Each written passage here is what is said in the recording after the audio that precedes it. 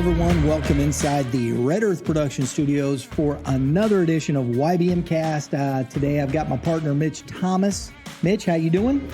I'm good. It's been a little bit. It's been a minute? Here. Yeah, it's been a little bit. Been busy. We just recently, speaking of busy, we were in Cincinnati at the WWBA with Midland Baseball. Got a chance to talk to the guys there. It was a lot of fun. Had a great time there. Got some great video of their 17U fall national team. Some legit dudes, man. They look like it. I know some of the kids that are a little bit younger through the high school experiences that are over there, and they said they were having a blast doing what they're doing. Yeah, we saw this one. Andrew, what was Andrew's last name, Justin? You remember? Dang it. That's tough because the brain is just a terrible thing. But he was a center fielder, Florida State commit. Andrew Duncan. He is that kid. He scored on a bunt play from first. I mean, that was just impressive. Was it first? He was at second. But still scored on that. And at that level, legit speed. Oh, man. Man. There's been a lot of exciting signs recently with some of the juniors kind of verbally committing to some of these big schools. Yeah. And most of these kids were 2023s. Gotcha. Yeah. We have, at Timberland, we had one of our kids just commit to Arkansas. So he's only a junior. Adam. Yep. Hatchman. Yep. He just committed to Arkansas. He's got a live lefty arm, doesn't he? Yeah. I'm going to say he was 92 at the start of high school season, and then somewhere around 95, 96 right now, putting a lot of work. And I didn't expect Arkansas. I thought maybe he'd go to that pitching-rich Vandy, but obviously Arkansas is doing its thing down there, so that's pretty exciting for these young dudes getting out there. That's awesome to just see it in the community where we're at. And I know maybe some of those kids on the national team could be from different areas or whatnot, but locally it's exciting to see a bunch of the signings on Twitter and stuff like that. It is. It's cool. We were talking with Bart Hammock and Dave Evans. They've been with that Midland program. If you want to check out that show, it's up right now. It's called Hard Truths of Modern Baseball. And he said that. He says 92 plays, 82 doesn't. And regardless of what you would like, I mean, I have my opinions about that, but that's reality right now. It for sure is. You're seeing it just in general everywhere, even younger kids, and there's just a difference of the guy that throws 92. It's probably the work ethic, the things that are behind the 92 versus the stuff that's behind the guy that's 82. Obviously, you're seeing, if you're paying attention to the Cardinals right now, the three oldest guys on the team are dealing right now, and they throw 88, 90, 91 sometimes if they're lucky, but they're getting outs. Guys that are throwing 90, 95 plus are struggling. So it's, but they were all 90 plus guys. Yeah, I get it. One day they were there, but and I think there's a difference in that. What you're saying though, but it's still about pitching, right? Their mentality is different. Yeah. It is. I love the thing that you see about a kid that throws hard in high school right now. For the most part, they're attacking. Yeah. The guys that are not, they still struggle. So even if you just still throw 90, it's still a struggle for some dudes because they just, let me pump fastballs by you and can't hit the broadside of a barn. So, hey, look, if you like what we're doing as we're talking here, these are the kind of conversations we're having. We're going to talk a little bit today about teams and 13U teams and what's coming up as we enter into the fall. Or as we end the fall and go into, our off season and then back into the winter workout season. But if you like what we're doing, please hit the subscribe button. And most important, hit the notification button, because the notifications, that bell, that dinger, because that's what we do. And you got to do it, because if you hit dingers, you got to hit that dinger right there so you get your notifications on the upcoming episodes. So please do that. Leave a comment. If you, and I'm going to bring some stuff up here, and I'm going to remind you, put the comment there. We'd love to hear from you. We're talking about some interesting things coming up, and we'd love to hear what people have to say, right? Always. Let's dig in. We're coming up to the next season, and I believe personally, I think it's tough to rank teams at 8, 9, 10 11, and even 12U. There's so many teams. There's so many different facets to go with that. I know there are point systems and there are rankings with USSSA. Game 7 does it. They do it with their tournaments and things, and they do their point system based on a lot of times, how many tournaments you're playing in and, your wins, where you get to. But it's in AA, AAA. They have the different. So to say, you might even have a AA team, at the top there if they've played a lot and won a lot, which is fair. Points, you're getting points, right? You're getting points. And that means they're a good AA team, right? So, but where do they, and so I think that becomes the thing. So we understand what rankings are at these levels, but we want to talk a little bit about 13U, 14U, because I think that's when you start the separators and you start getting kids into the older ages. Agreed? I do agree. I think that's when baseball, you're starting to play on bigger fields. The kids are getting bigger, faster, stronger. So, you shut down some of the run game and just kind of circling the bases to kind of score runs to win tournaments and stuff like that. So, the game is definitely changing. I believe that 13U is 50-80 pitching distance, and then obviously 14 we get into the 60-90. So and there's that's when still, baseball is starting to get played. There's still some 14U that play at 50-80. I did not know that. Yeah, there are some that still do. It just depends. I don't know if they do it much anymore. Is it a tournament, like a sanction? Directors or whatever? Yeah. Gotcha. They'll play that. I just don't see that played. It was much more prevalent when Justin was coming up. I saw that at that time. But you always wanted to play the 60-90 because that's where, the big time was. Well, high school is right around the corner for a lot of those kids. And so high school obviously is played at the 60 feet, 6 inches, 90-foot bases. So I definitely think that's where the rankings should start to impact the kids, at least, for tournament providers and those national rankings to set for any kind of national tournaments and events. And we're looking at the state of Missouri, and I'm looking at teams here. You've got the groups, and I'll be honest, we'll pull some Kansas City. We've got the Central Missouri Phenom. You've got the Midmo Astros. I think that they're pretty good. Southwest Missouri Wolves. There's some teams kind of all over the place. Kansas City, I'm not as familiar with. You got a lot. KC Express. You've got Building Champions, which I think is a kind of another level. If we start off and you're looking at just, you got the Midland Bandits around here, Midwest Futures, Missouri Gators, St. Louis Prospects, Recruits Baseball, St. Louis Grind, the Naturals, Rawlings Tigers, Missouri Elite, which I think is going to the Midwest Futures. I think that's where that St. Jen River Dogs down just a little bit there.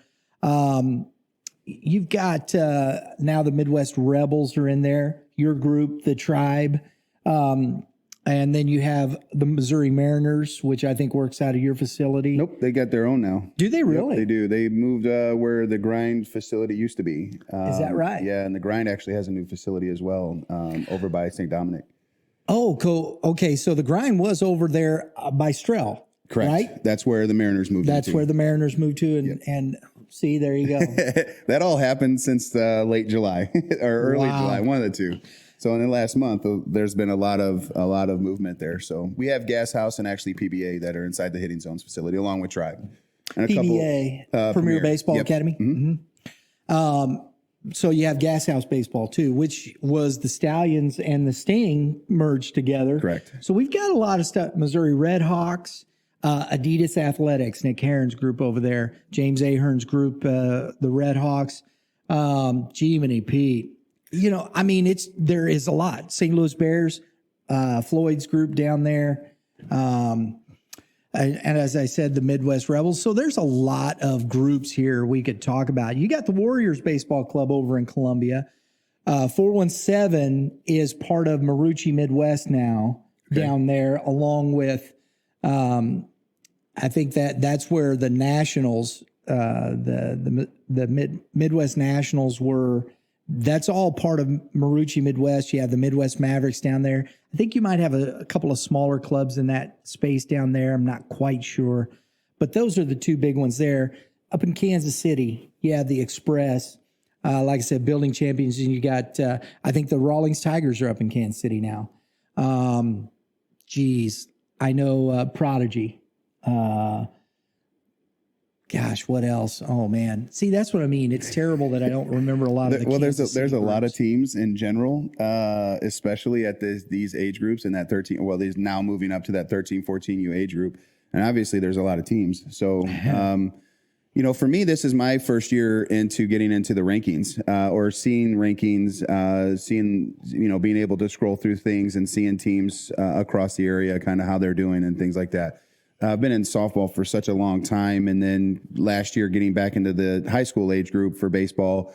Now I'm taking on the youth side of things, so it's a little bit different for me in my experiences with the rankings. Even still to this day, I sometimes struggle with them because of things that you said. If you play 50 games with one tournament provider, you're going to have the points into it. So it doesn't necessarily suggest that you are that top tier team, considering, maybe you haven't won a tournament or you're not, having a record of 30-30 doesn't scream out elite level, but it does give you a lot of points. Now, I'm not taking anything away from it. I don't want to do that whatsoever. It's just interesting how the algorithms behind it. So for me, I would like to know more, just the understanding of it. But for us, we haven't been involved in tournaments that really have rankings in our program. I think that's changing this year for our 13U tribe team that's coached by Jamal Hughes, and then our 14U teams will be competing in some of these tournaments that have these abilities. So I think for us that it's also an opportunity that if parents are seeing this, they might go, oh, look at this team, it's moved up, it's new, it's maybe that's where I want to go take a look at that coach, or that team or that program, way to get better. Well, and here's the thing about this, and as we're talking, I think people, if you got a tournament provider that you like playing with, you should do that. Go where you go, play where you play, enjoy it, have some fun. If you want to, expand your level into other places, go check out tournaments around. It's the best way to find out really how good you are when you're playing some other competition. Yeah, and some of these are only local. Some of these directors that you're only local. So at least with some of these other providers, there's maybe a regional type thing, and so you can start getting a region or on a national ranking or national exposure.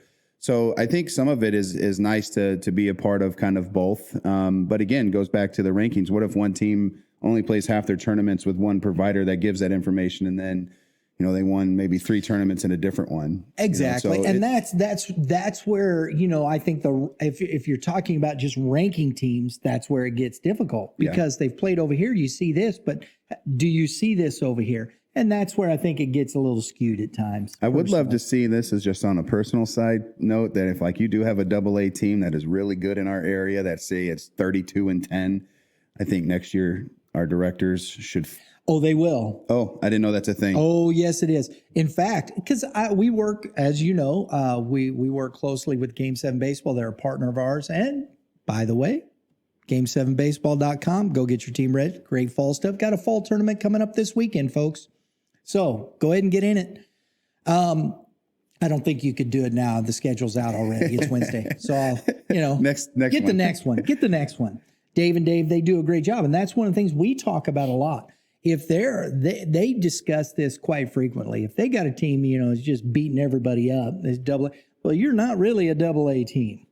You got to take, and I think it's got to go to the coaches too, in some of those respects, to say, hey, look, we have to challenge the kids, especially if you're keeping the core of that same team together. And I mean, I obviously understand that things change right now, and maybe kids have come and gone.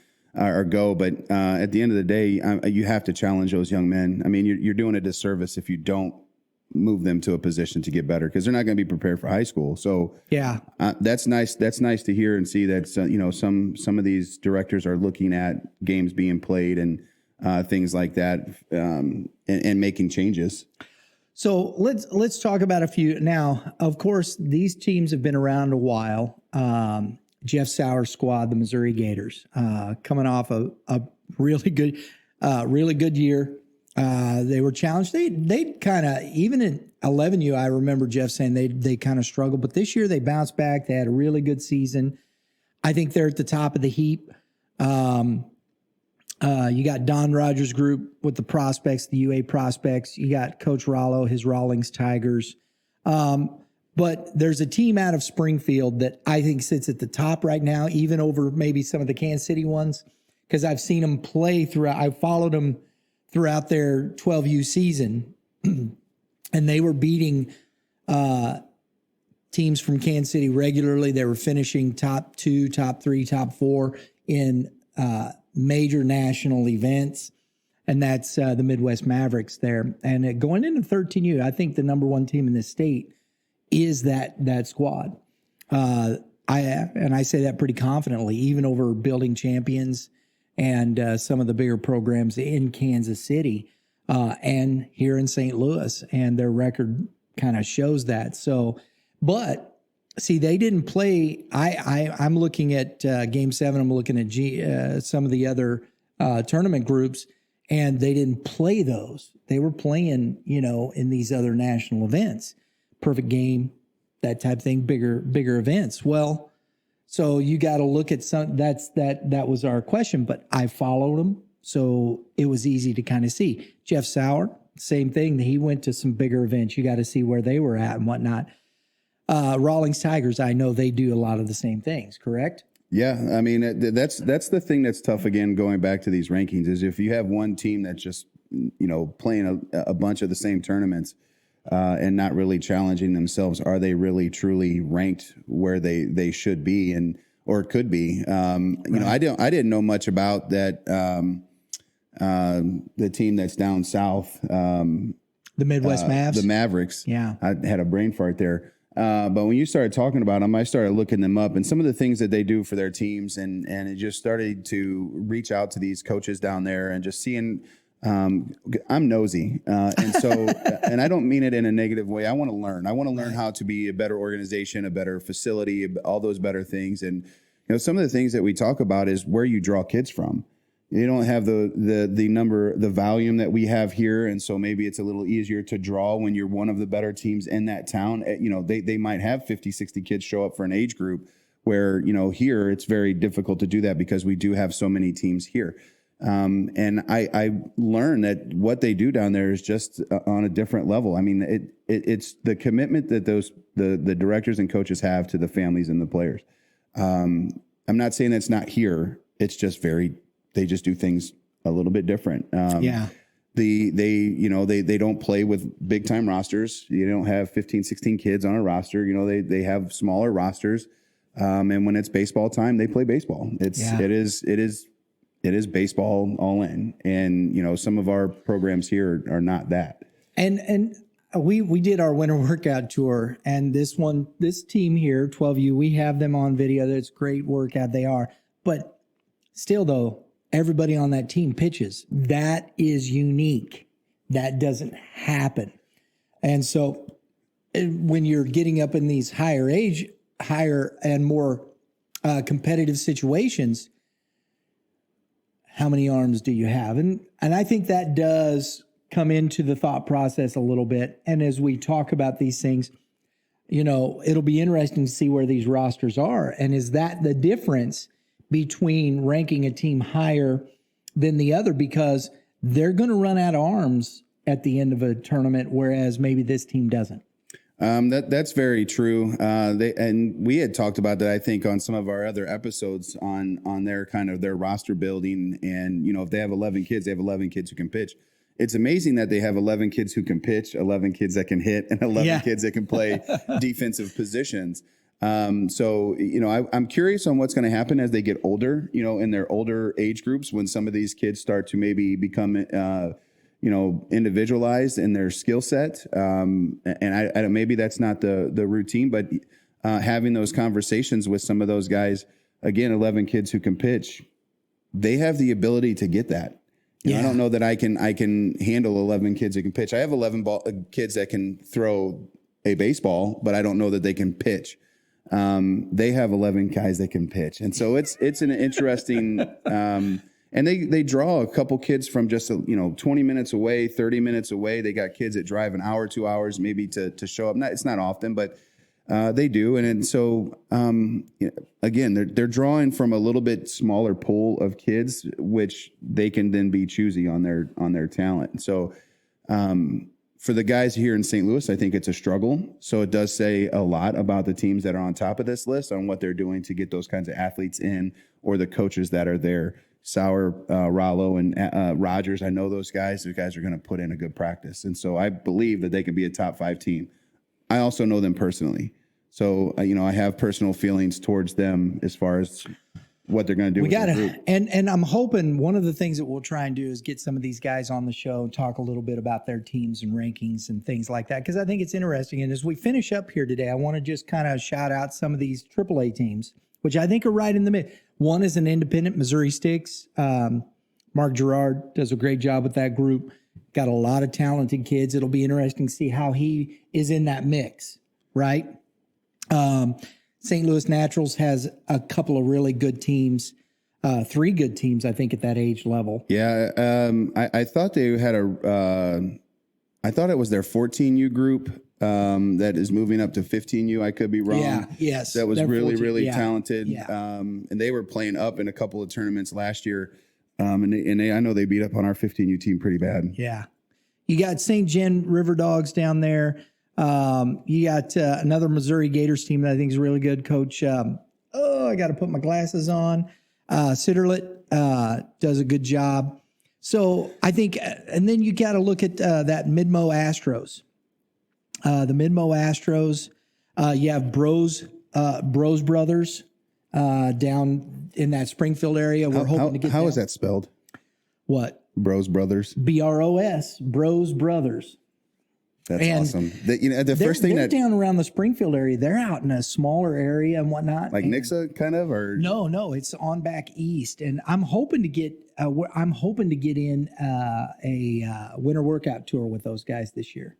So that's a shout out to you guys. I love to come down and talk to you, because they have some pretty good teams, and I think there's so many interesting things, and we're not putting rankings there yet.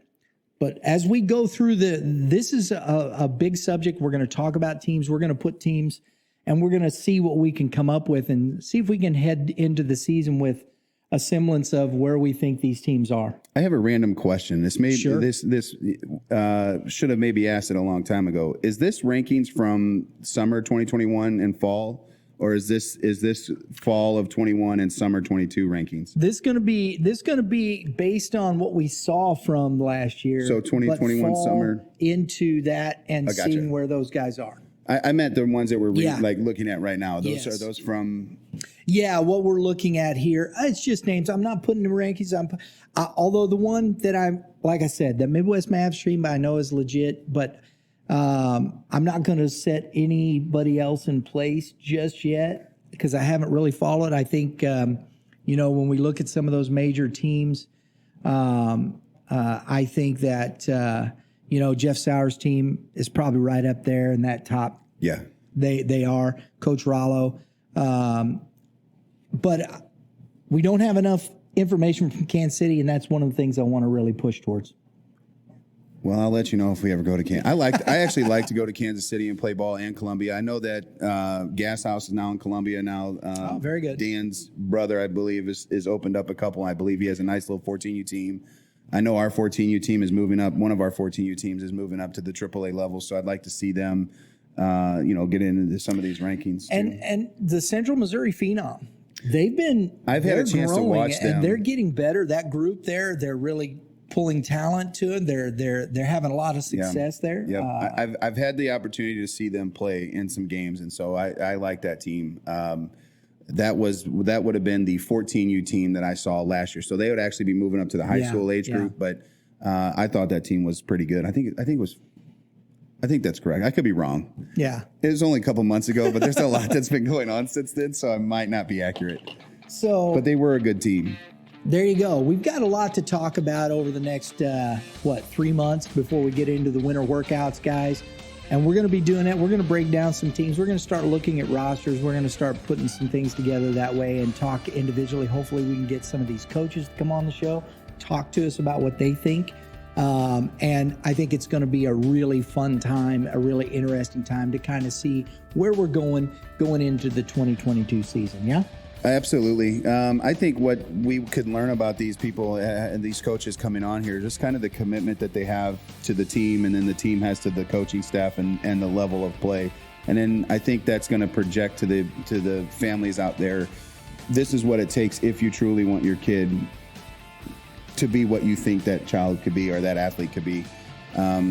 Because I know that the work that they put in and the time. So I'm excited. Hopefully we get them guys on there. And I get to be a part of it and ask questions instead of answering them all. Hopefully nobody asks me a question. I want to do all the questions so I can. I was going to say steal players and stuff like that. I was just being ornery. I was just being ornery. I would never ever do that. Hey folks, we appreciate you joining us, guys. Everybody that's out there, remember, baseball is a game and it's fun. Enjoy the sport. Play it because you love it. And always, you pitchers, keep throwing strikes. You hitters, hit them where they ain't. Everybody have a great day in the Lord. We'll see you next time.